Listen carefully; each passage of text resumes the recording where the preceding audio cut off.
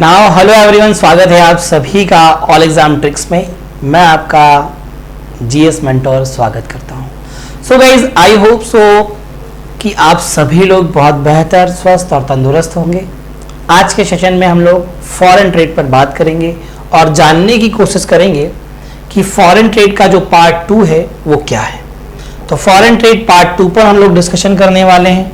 It means हम विदेशी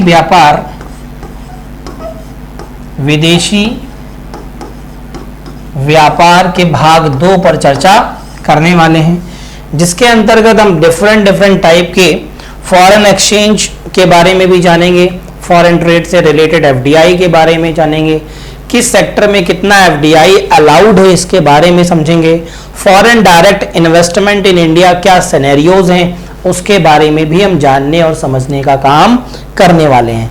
कहते हैं भारत में ऑटोमेटिक रूट के माध्यम से, इंडिया में ऑटोमेटिक रूट के माध्यम से क्या सिनेरियो बनते हैं, क्या रेजिडेंट के लिए, क्या इन्वेस्टमेंट के लिए, क्या इन्वेस्टर्स के लिए, रेजिडेंट इन्वेस्टर्स के लिए क्या अप्रूवल्स हैं, क्या कहानी है, क्या है FIPB foreign investment promotion board को कब बनाया गया, कब एबॉलिश्ड कर दिया गया, इन सभी के बारे में चर्चा करते हैं। ठीक है, चलिए। फॉरेन एक्सचेंज, ये रहा आपका पहला टर्म जो हमें समझना होगा। That is a part of what you know very well, it is a part of foreign direct investment in India. Bharat में जो foreign direct investment in India की बात है उसे हम लोग जानने और समझने का काम करने वाले हैं माय डियर। उसे हम लोग समझते हैं और जानने की कोशिश करते हैं। कहा जाता है कि भारत में investment can be made by non residents in equity share fully compulsory and mandatory convertible debentures fully compulsory and mandatory convertible preference share of an Indian company through the automatic route और government route also. मतलब कहने का simple सी बात को आपको समझना है कि भारत में ऑटोमेटिक रूट के माध्यम से जो एफडीआई का इन्वेस्टमेंट है या एफडीआई के थ्रू जो इन्वेस्टमेंट है वो करा जा सकता है, जो कि कहाँ किया जाएगा, ये आप इक्विटी में कर सकते हैं। इक्विटी का मतलब ही होता है शेयर्स, मतलब आप किसी भी कंपनी के शेयर्स को परचेज कर सकते हैं, खरीद सकते हैं। साथ साथ में कहा जा रहा है डिवेंचर्स को भी आप खरीद सकते हैं, डिवेंचर्स को भी आप क्या कर सकते हैं मेरे भाई, खरीद सकते हैं। ठीक है, साथ साथ में एक बात और बोली गई है कि आप डिफरेंट कंपनीज के जो भी प्रेफरेंशियल शेयर्स हैं या पीएसएस हैं, पीएस का मतलब होता है प्रेफरेंशियल शेयर, वो भी खरीद सकते हैं थ्रू द ऑटोमेटिक रूट और गवर्नमेंट रूट। देखिए, प्रेफरेंशियल शेयर का मतलब क्या होता है। प्रेफरेंशियल शेयर्स वो शेयर्स होते हैं जो कंपनी कुछ प्रेफरेंस बेस्ड पर देती है। वो कंपनी जो भी है, जो रिस्पेक्टिव कंपनी है, वो हो सकता है अपने माय डियर एम्प्लॉयज को दे रही हो, या हो सकता है वो कंपनी अपने बोर्ड ऑफ डायरेक्टर्स को दे रही हो, या हो सकता है कि वो अपने मर्चेंटाइजर को दे रही हो। तो ये डिपेंड करता है कंपनी के ऊपर कि कंपनी किसे प्रेफरेंस दे रही है प्रेफरेंशियल शेयर देने के लिए। डिवेंचर्स भी आप खरीद सकते हैं, यहां पर भी आप इन्वेस्टमेंट कर सकते हैं। शेयर्स या इक्विटी शेयर भी आप खरीद सकते हैं। यहां इक्विटी का मतलब क्या होता है, इक्विटी का मतलब बराबर भागों में, equal parts of capital, that is called. अब मान लीजिए मैंने कहा कि 100 शेयर आपने लिए किसी कंपनी के, तो मैं कह सकता हूं कि आपने 100 इक्विटीज ली है। इसका मतलब क्या है, इसमें जो 100 शेयर हैं उस हर एक शेयर की वैल्यू बराबर है, ना कि अलग अलग है। तो यहां पर एफडीआई के थ्रू आप गवर्नमेंट रूट से या ऑटोमेटिक रूट से इन्वेस्टमेंट कर सकते हैं। दूसरी बात क्या कही जा रही है वो भी आप लोग समझ लीजिए बड़े आसानी से। कहा जाता है under automatic route the non resident investor the Indian company does not require any proposal या एनी अप्रूवल। ना ही प्रपोजल जाएगा तो वो अप्रूव नहीं, ना ही प्रपोजल जाएगा ना ही वो अप्रूवल होगा। तो प्रपोजल नहीं जाएगा तो अप्रूवल नहीं होगा, मतलब वो अप्रूवल लेने की कोई आवश्यकता नहीं है। Not requirement of any approval from the government of India for the investment. Non resident को अगर भारत की किसी कंपनी में इन्वेस्टमेंट करना है एफडीआई के थ्रू, तो उसे सरकार की कोई ऐसी आवश्यकता नहीं है कि वो अप्रूवल ले। दूसरी चीज समझिएगा, यहां पर एक बोर्ड है जिसका नाम क्या है, FIPB, जिसे कहते हैं फॉरेन इन्वेस्टमेंट प्रमोशन बोर्ड।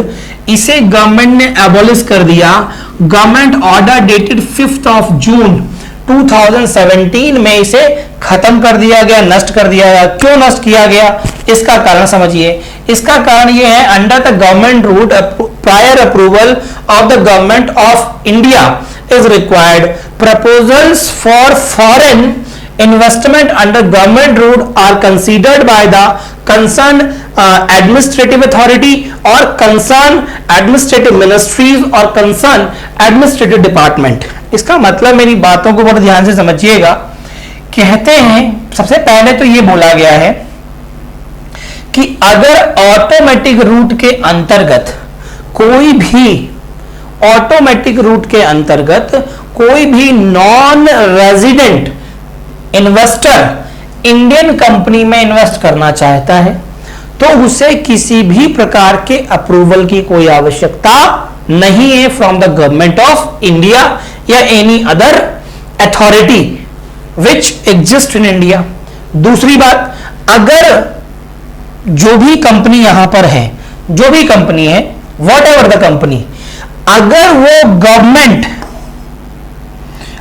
वो गवर्नमेंट रूट के अंतर्गत किसी भी क्षेत्र में इन्वेस्टमेंट करना चाहते हैं तो उन्हें यहां पर गवर्नमेंट से प्रायर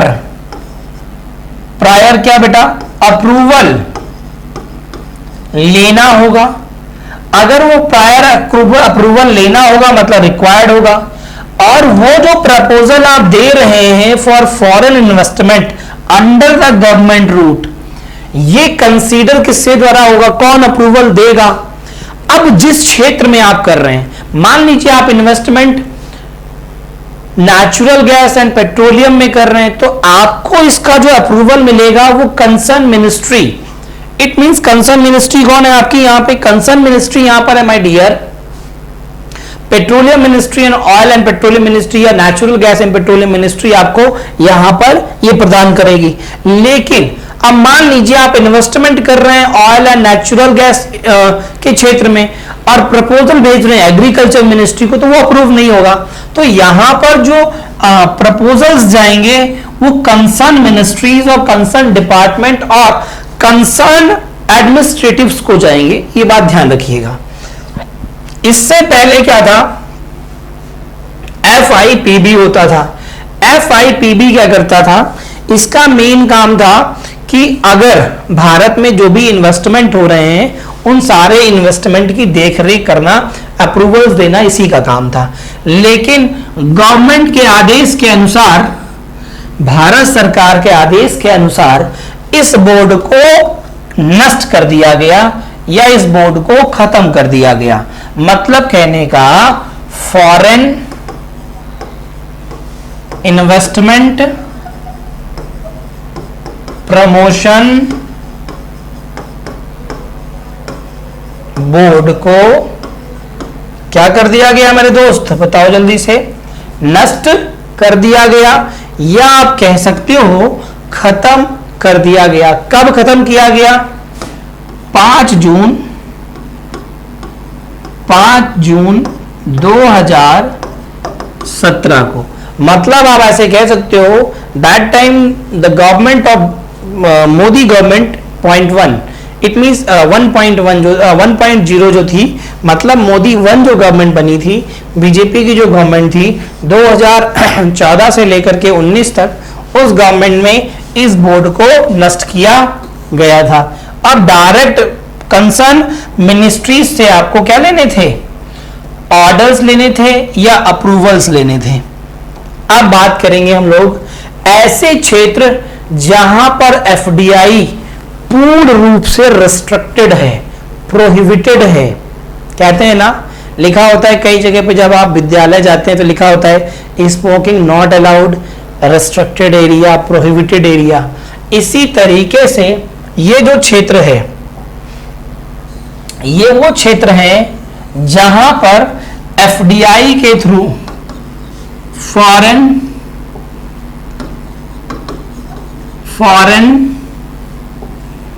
डायरेक्ट इन्वेस्टमेंट के माध्यम से, फॉरेन डायरेक्ट इन्वेस्टमेंट के माध्यम से यहां पर इन्वेस्टमेंट नहीं कराया जा सकता, यहां पर एफडीआई अलाउड नहीं है। ठीक, prohibited sectors, restricted sectors, whatever you term used, कि यहां पर नहीं होते। जैसे लॉटरी, पहला क्या है? लॉटरी, मतलब जो लॉटरी का व्यापार है इसमें एफडीआई अलाउड नहीं है। ठीक, दूसरा batting and gambling including casinos, you know, जुए खाने, जहां पे कसिनो, सट्टे बाजारी है ना, ऐसे स्थानों पर जुए खानों में, सट्टे बाजारी में या कसिनोज में भी आपकी एफडीआई अलाउड नहीं है। चिट फंड कंपनीज, देखो चिट फंड जो होते हैं वो छोटे छोटे होते हैं, जैसे आपने सुने होंगे चिट फंड क्या होते हैं, फाइनेंशियल कंपनीज की तरह काम करते हैं। ठीक है, मार्केट से वो बहुत सारा फंड रेज करते हैं और फिर गायब भी हो जाते हैं। जैसे आपने एक घोटाला सुना होगा, एक स्कैम सुना होगा, शारदा चिट फंड स्कैम, जिसमें बेसिकली ये स्कैम जो है ये पश्चिम बंगाल का स्कैम है। अभी मैं अगर कहूँ आपसे, हालांकि अभी वर्तमान में वहां पर ममता जी की सरकार बनी है, आप सभी को पता है। ठीक है, या बनने वाली है, आप ऐसे कह सकते हैं। तो चिट फंड्स होते हैं, फाइनेंशियल कंपनीज की तरह काम करते हैं। जैसे सहारा था, सहारा में भी कहीं ना कहीं कुछ पेड अप कैपिटल और ऑथराइज्ड कैपिटल के बीच का जो डिफरेंस आया, जिस वजह से सेबी ने सुब्रत जी को पकड़ा, है ना, तो कहीं ना कहीं वो भी आप देखें तो वो भी एक गलत चीज थी। आपकी अथॉरिटी एक लिमिट है आपकी कि इतने 1000 करोड़ का आप इसमें बिजनेस करेंगे, लेकिन आपने उससे कई 4 गुना 5 गुना कर डाला और आपने बताया भी नहीं सेबी को, तो ये कहीं ना कहीं गलत है, जिस वजह से वो पकड़े गए। और आप जानते हैं क्या हुआ, निधि कंपनीज, ये भी निधि कंपनीज जो होती हैं वो देखिए विभिन्न निधि कंपनियों का मतलब होता है ये वो छोटे छोटे स्मॉल टाइप की कंपनीज हैं। जैसे आपने सुना होगा, एक होती है महारत्न, एक होती है नवरत्न, एक होती है मिनी रत्न। उसी तरीके से एक निधि कंपनीज होती हैं, छोटी छोटी फाइनेंशियल कंपनीज टाइप की। ठीक, अगला क्या है, trading in transferable development rights, TDRS। इसका मतलब होता है हस्तांतरणीय विकास अधिकार में ट्रेडिंग नहीं की जा सकती है। मतलब कहने का, आप ट्रेडिंग नहीं कर सकते ट्रांसफरेबल डेवलपमेंट राइट्स में। अगला है कि यहां पर भैया एफडीआई जो है वो रियल एस्टेट बिजनेस में और कंस्ट्रक्शन के क्षेत्र में भी एफडीआई अलाउड नहीं है।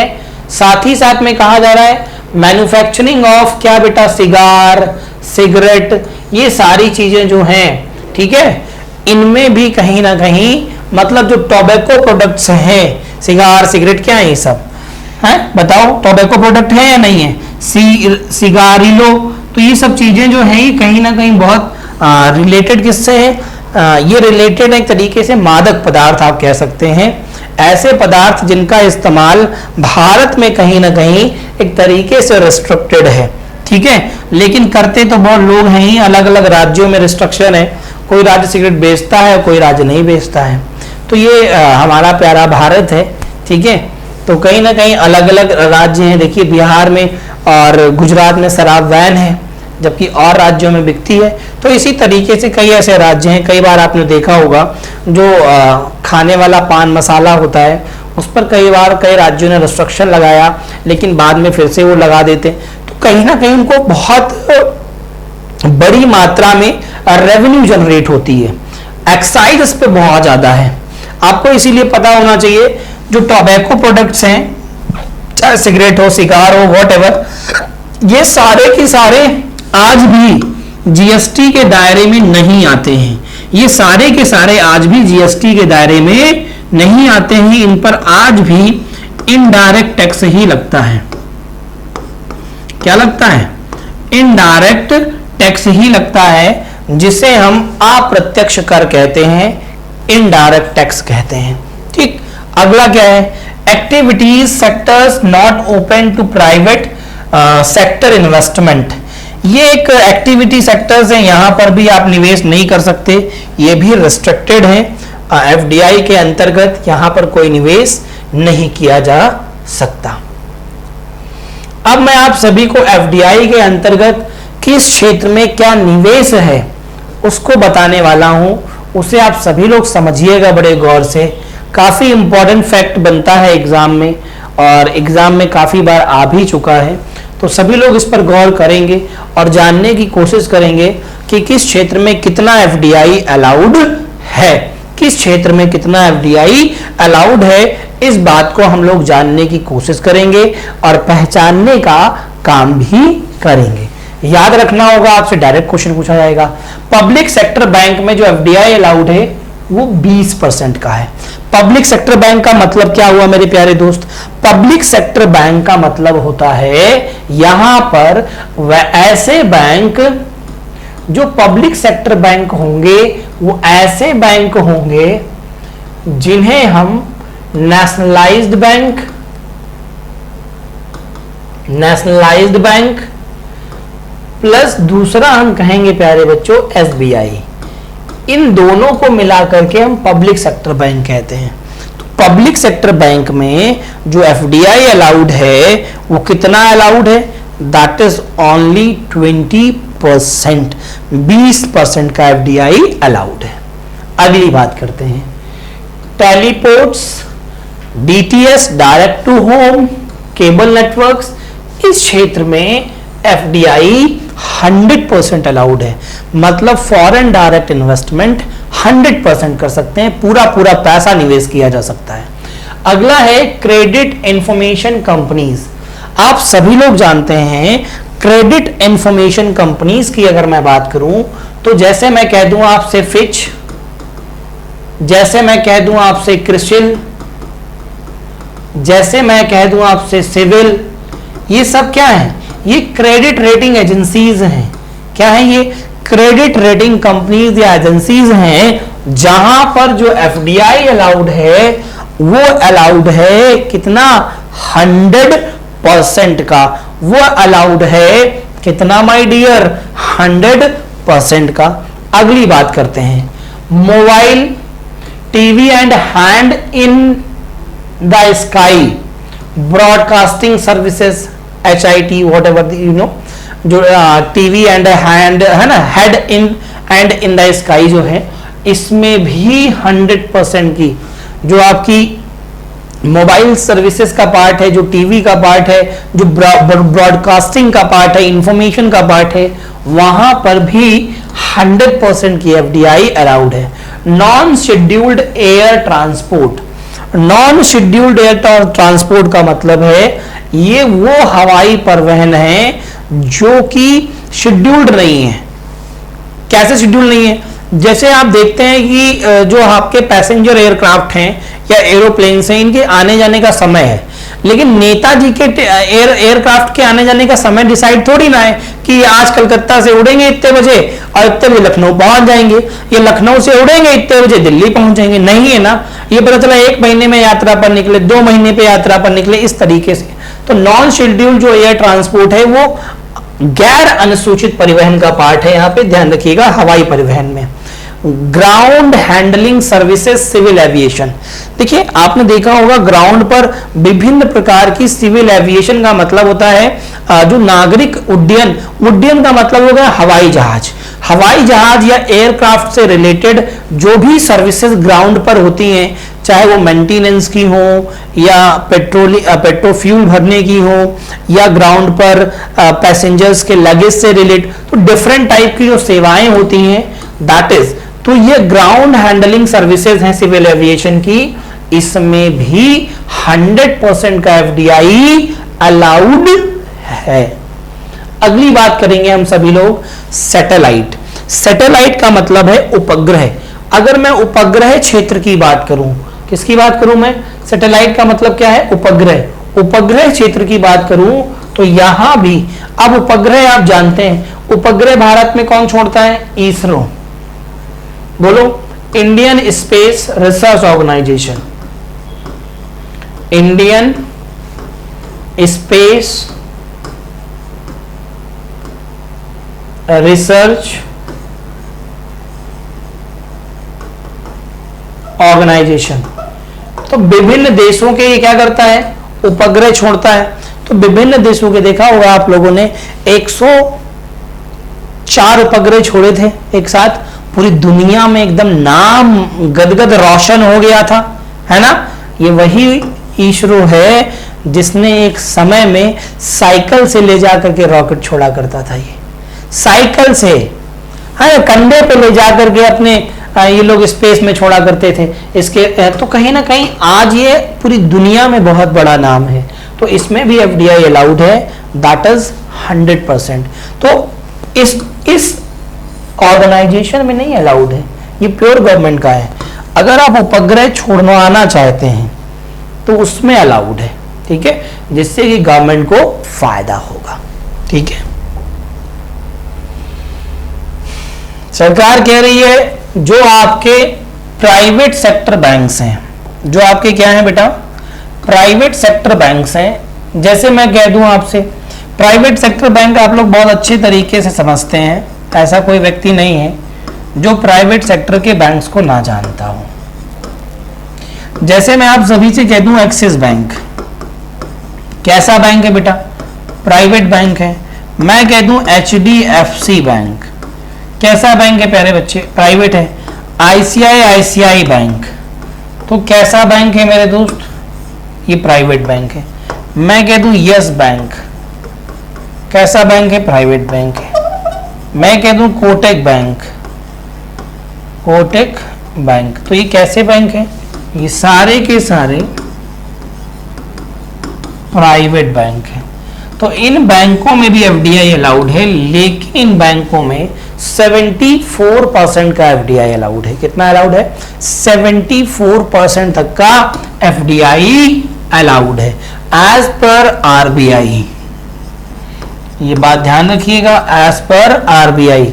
और मैं आपको बात बता दूं, एज पर आरबीआई की गाइडलाइन के अनुसार ही किसी भी बैंक के जो शेयर्स हैं उनमें अगर कोई इन्वेस्टमेंट करना चाहता है तो वो 10% से ज्यादा का इन्वेस्टमेंट नहीं कर सकता। कितने से ज्यादा का? 10% से ज्यादा का इन्वेस्टमेंट नहीं कर सकता। इस बात को आप ध्यान रखेंगे। नेक्स्ट हम लोग पहुंच रहे हैं एफडीआई की लिमिट पर और जानने की कोशिश करेंगे कि और कौन सी लिमिट यहाँ एफडीआई की है, ठीक है। किस किस क्षेत्र में कितने कितने % की लिमिट है उसे भी जान लेते हैं। कहते हैं यहाँ पे broadcasting content service FM radio में जो आपकी लिमिट बताई गई है एफडीआई की अंडर, वो बताई गई है कितनी? 49%। Same thing uplinking of news and current affairs TV channels के लिए कहा जा रहा है 49% का एफडीआई अलाउड है। Print media dealing with the news and current affairs के लिए भी 49% का एफडीआई अलाउड है। Petroleum refining by PSUs, PSU का मतलब होता है पब्लिक सेक्टर यूनिट्स। मैं आपको बता दूं पब्लिक सेक्टर यूनिट का मतलब क्या है? ऐसी पेट्रोलियम रिफाइनरीज जो कि पब्लिक सेक्टर यूनिट्स के द्वारा आ रही हैं। जैसे ओएनजीसी क्या है? पब्लिक सेक्टर यूनिट है। एनटीपीसी क्या है? पब्लिक सेक्टर यूनिट है। बीपीसीएल क्या है? पब्लिक सेक्टर यूनिट है। गेल क्या है? पब्लिक सेक्टर यूनिट है। सेल क्या है? पब्लिक सेक्टर यूनिट है। तो दीज आर द थिंग। तो यहां पर भी 49% का एफडीआई अलाउड है।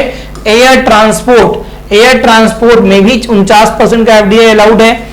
Infrastructure companies in security market, देखो जो सिक्योरिटी मार्केट, देखो सिक्योरिटी मार्केट का क्या मतलब हुआ? जो शेयर बाजार है हमारा, जो शेयर मार्केट है हमारा, उस शेयर मार्केट में ऐसी कंपनीज जो इंफ्रास्ट्रक्चर से संबंधित हो, किससे संबंधित हो? इंफ्रास्ट्रक्चर से संबंधित हो। अब आप कहेंगे सर कोई एग्जांपल दे दीजिए जो इंफ्रास्ट्रक्चर से संबंधित हो, तो मैं बोलूंगा डीएलएफ, डीएलएफ है। मैं कह दूंगा एनसीसी है, Nagarjuna Sagar construction company, DLF. मैं कह दूंगा आपकी और कौन सी है? अलूवालिया है, अलहूवालिया कंस्ट्रक्शन कंपनी है, ये एसीएल बोलते हैं इसको। तो ये वो कंस्ट्रक्शन कंपनीज हैं जो शेयर बाजार में अपने शेयर रखती हैं। यहां पर भी एफडीआई अलाउड है जो कि 49% का है। कितने का है? ओनली 49% का। अगला आपसे कहा जा रहा है माय डियर, इंश्योरेंस एंड सब एक्टिविटीज। देखो इंश्योरेंस एंड सब एक्टिविटीज की अगर मैं बात करूं तो आप सभी को पता होना चाहिए इंश्योरेंस एंड सब एक्टिविटीज में जो रिलेशन होगा उसकी अगर मैं आप सभी से बात करूं तो आपको एक बात ध्यान रखनी होगी।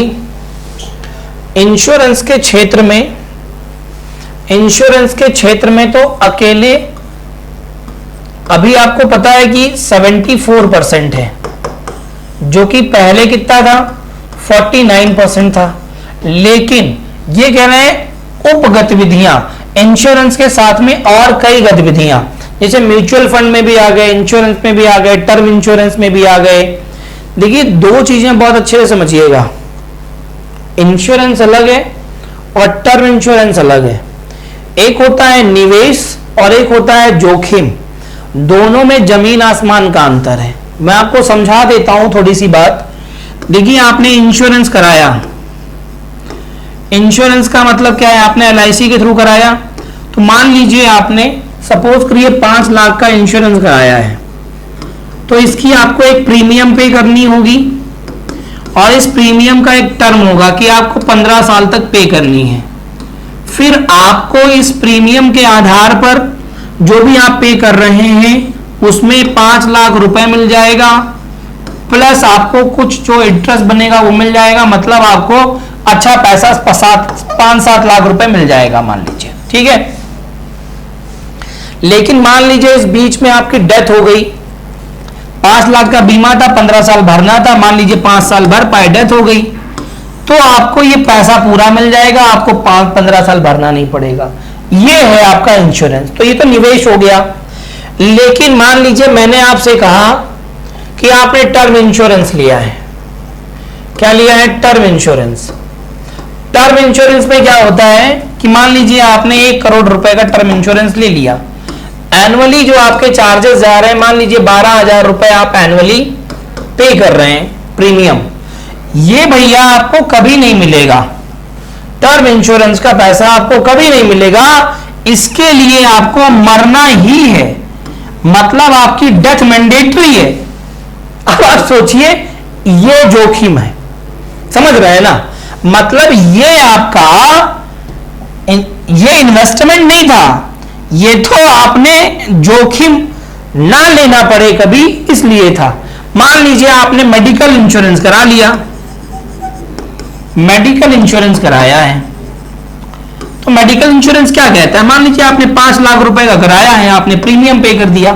अब अगर 1 साल के अंदर आपकी कभी तबीयत खराब हुई, आप एडमिट हुए, तो जो भी खर्चा आएगा 5 लाख तक का, वो सारा का सारा ये कंपनी भरेगी। मतलब यहां पे जोखिम जो उठा रही है, कौन उठा रही है? कंपनी उठा रही है भाई। प्रीमियम कितना दिया? प्रीमियम दिया 7,000, दवाई कितने की कर गए? 3 लाख रुपए की। तो फायदा किसको हुआ? आपको हुआ। तो ये कुछ निवेश अलग है, जोखिम अलग है, ये बात जरूर ध्यान रखिएगा। हालांकि एलआईसी में निवेश और जोखिम दोनों कवर हो जाता है, तो इस बात को हमेशा ध्यान रखें। इन्वेस्टमेंट अलग टर्म है और जो आप एक जोखिम के अंतर्गत चीजें कर रहे हैं वो एक अलग चीजें हैं, ठीक है। चलिए, तो यहां पर अगर मैं दोनों की बात करूंगा तो दोनों में ये 100% है। अकेले इंश्योरेंस की बात करोगे तो ये 74% है, इस बात को आप ध्यान रखेंगे। पावर एक्सचेंज, पावर एक्सचेंज में जो एफडीआई अलाउड करा गया है वो किया गया है 49% का। डिफेंस में जो एफडीआई अलाउड है, डिफेंस रक्षा में, वो 100% एफडीआई अलाउड हो गया है डिफेंस के क्षेत्र में। मतलब डिफेंस के इक्विपमेंट बनाने वाली जो कंपनियां हैं, उन कंपनियों में 100% का एफडीआई अलाउड है। अगर कोई व्यक्ति चाहता है तो उसमें अपनी 100% की चीजें रख के कर सकता है या अपनी हिस्सेदारी ले सकता है। क्योंकि आपको एक बात पता है कि एफडीआई के तहत किसी भी भारतीय कंपनी की जो भी कैपिटल है उससे 10% ज्यादा, सॉरी, जो भी कैपिटल है उस कैपिटल का 10% से ज्यादा ही जब इन्वेस्टमेंट करेगा तभी वो व्यक्ति एफडीआई के तहत इन्वेस्टमेंट कर पाएगा, अदरवाइज नहीं कर पाएगा। बोलिए, ये बात आपको बताई गई कि नहीं बताई गई? बोलो यस और नो। तो डिफेंस में भी 100% हो गया। पेंशन, पेंशन में ये 49% का एफडीआई अलाउड है। प्राइवेट सिक्योरिटी एजेंसी में 74% का है। कमोडिटीज एक्सचेंज में ये 49% का है। किसमें बेटा? कमोडिटीज एक्सचेंज में ये 49% का एफडीआई अलाउड किया गया है। इस बात को आप ध्यान रखेंगे, ठीक है। आगे बढ़ेंगे और जानने की कोशिश करेंगे कुछ टर्म्स जो हम सभी के सामने आ गए हैं। क्या क्वेश्चन कह रहा है? क्वेश्चन ये कह रहा है व्हाट इज डेप्रिसिएशन।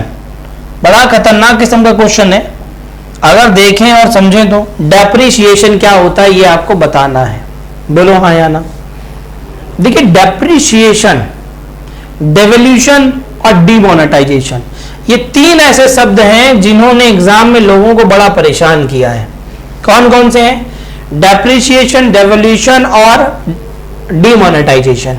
मैं आपको बताता हूं। डेप्रिसिएशन, डेप्रिसिएशन का मतलब होता है सबसे पहले तो कमी करना, ह्रास करना, या मैं कह सकता हूं कि जो मूल्य है उसमें ह्रास हो गया, उसमें कमी हो गई। तो और मूल्य में ह्रास कैसे हो गया, डेवल्यूशन कैसे हो गया?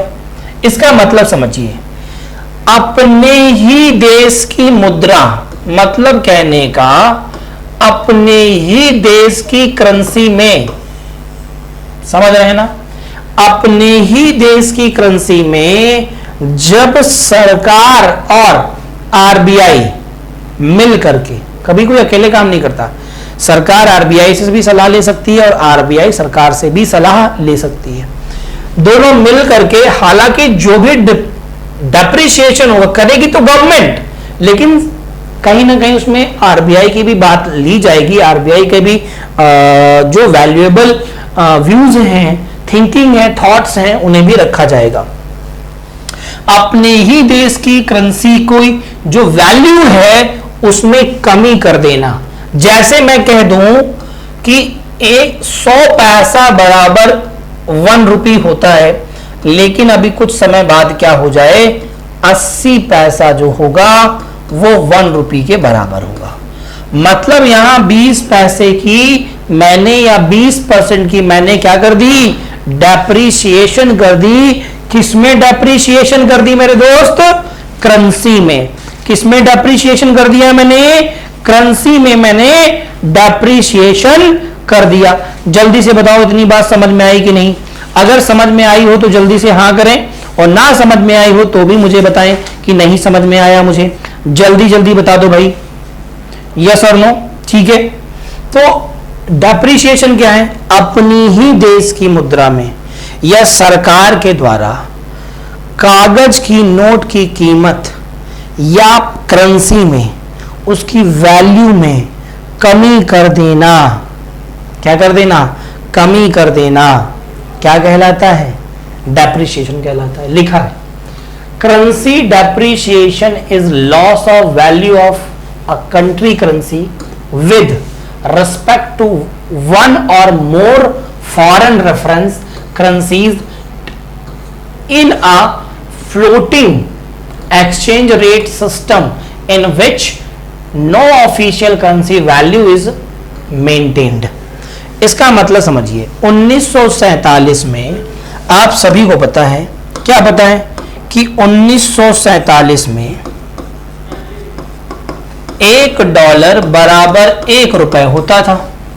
बोलो क्या मैं सही कह रहा हूं? $1 बराबर 1 रुपए होता था, लेकिन आज बाबू $1 बराबर 72 रुपए हो गया है। ये तो वही है, ये भाई साहब बहुत ऊपर चले गए। मतलब क्या हुआ? करेंसी की क्या हो गई?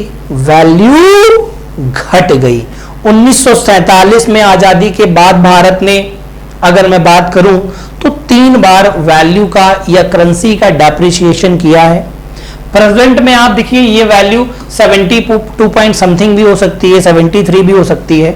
इसका कोई वो नहीं है कि नहीं $1 बराबर कितना है एग्जैक्ट, ठीक है। तो एक से वैल्यू बताई गई है।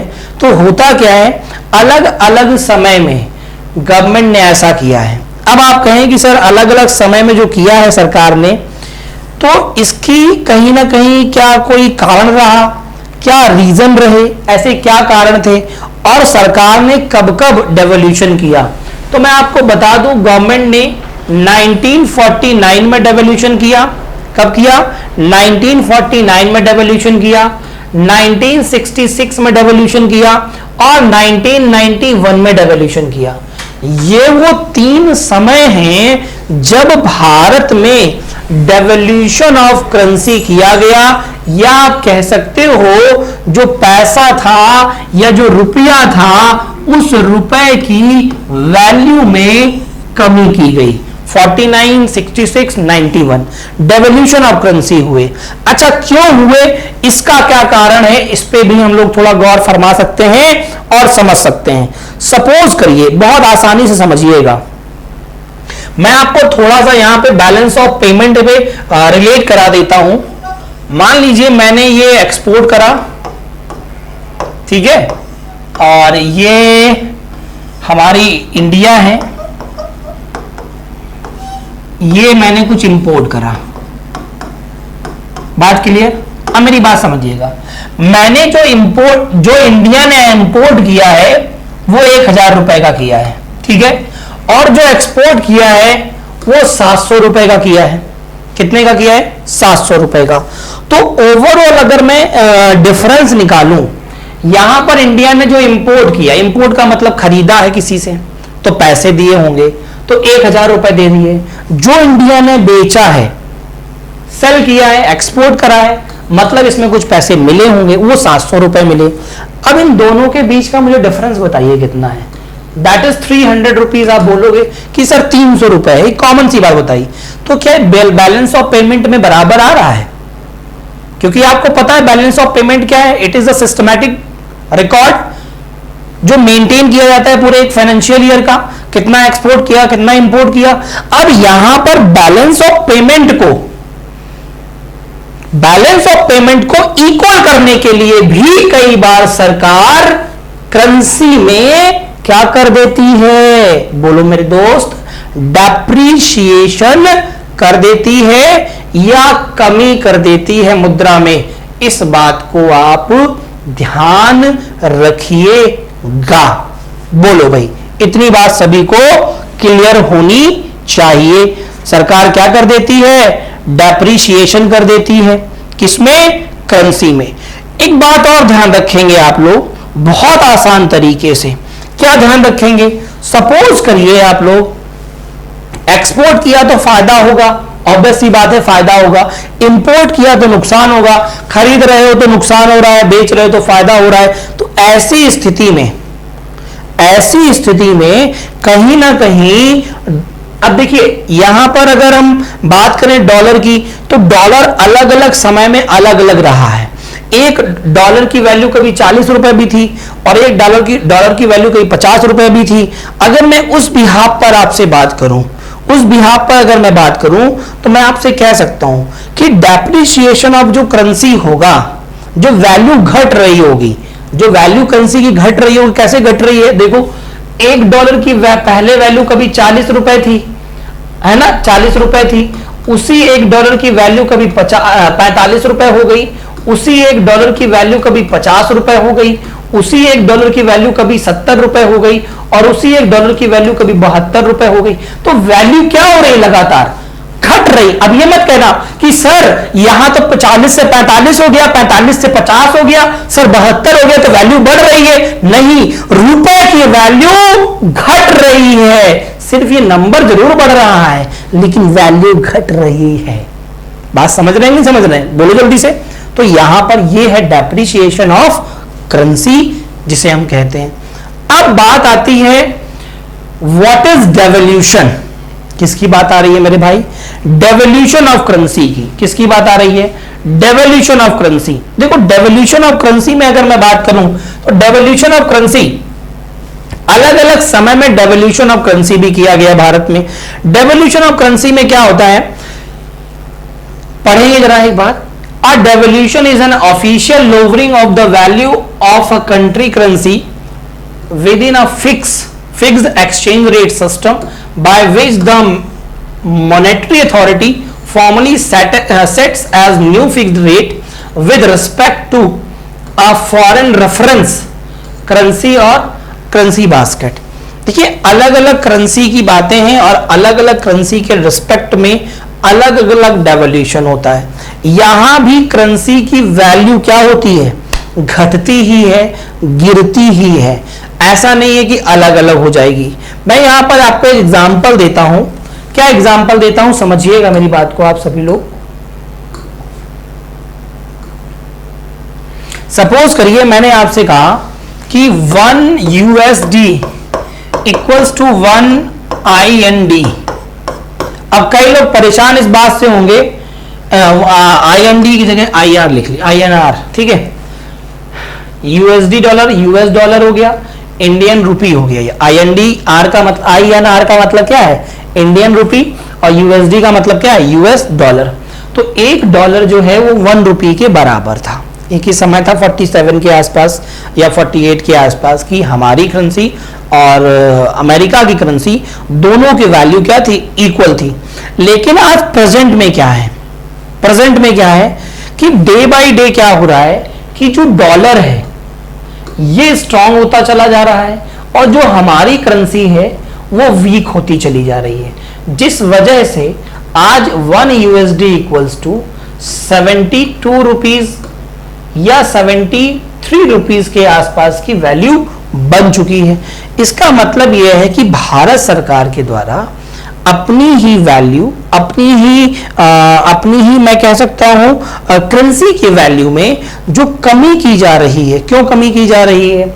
इससे भी यहां पे आप कह सकते हो कि गवर्नमेंट ये चाहती है कि कहीं ना कहीं बैलेंस ऑफ पेमेंट पर जो बोझ पड़ रहा है उससे कहीं ना कहीं हम बच सकें, उस पर हम कहीं ना कहीं कोई कार्य कर सकें। ऐसा step to help payment, step to help, आप कह सकते हैं ऐसा स्टेप है जो लिया जा रहा है गवर्नमेंट के द्वारा, taken step by the government to grow the economy को ग्रो करने के लिए गवर्नमेंट ऐसा करती है, चाहे वो डेप्रिसिएशन कर रही हो या वो डेवल्यूशन कर रही हो, ये सरकार करती है। ये बात आप ध्यान रखेंगे। लेकिन डेप्रिसिएशन में कई बार क्या होता है? डेवल्यूशन तो गवर्नमेंट कर रही है, डेप्रिसिएशन में कई बार क्या होता है कि ना चाहते हुए भी, मैंने क्या बोला? ना चाहते हुए भी डिमांड और सप्लाई के रेशियो पर, मैं कह दूं depreciation of rupee when the market rate of rupee falls down. इसका मतलब क्या हुआ कि डेप्रिसिएशन में कई बार, किसमें बेटा? डेप्रिसिएशन में कई बार क्या होगा, इस बात को ध्यान रखिएगा, अपने आप डिमांड और सप्लाई के बिहाफ पर, डिमांड एंड सप्लाई के बिहाफ पर क्या हो जाएगा? वैल्यू की जो करेंसी की जो वैल्यू होगी, वैल्यू की नहीं, करेंसी की जो वैल्यू होगी वो घट जाएगी on the behalf of demand and supply. अब दुनिया में किस चीज की ज्यादा डिमांड है? इंडियन रुपी की या डॉलर की? तो आप तुरंत कहेंगे सर सबसे ज्यादा जो डिमांड है वो तो US डॉलर की है, ना कि रुपया की है। बोलो है या नहीं है? तो US डॉलर की डिमांड क्यों? इसका रीजन है, इसमें जो फ्लक्चुएशन है, फ्लक्चुएशन का मतलब है ये जो बढ़ता और घटता है, जो ये बढ़ता और घटता है वो बहुत बड़ा फ्लक्चुएशन नहीं है, 5 पैसे का, 3 पैसे का, 2 पैसे का, 10 पैसे का। ऐसा नहीं है कि आज ये 72 में और कल सुबह 62 में होगा, इतना बड़ा फ्लक्चुएशन नहीं है। इसलिए इंटरनेशनल मार्केट की जो करेंसी है वो क्या है, डॉलर है। क्या है माय डियर, डॉलर है। बात क्लियर। तो ये डेवल्यूशन था और डेप्रिसिएशन था जो क्लियर हो गया होगा। अब मैंने एक शब्द बोला था डीमोनेटाइजेशन, आई होप सो यहां कहीं दिया हो।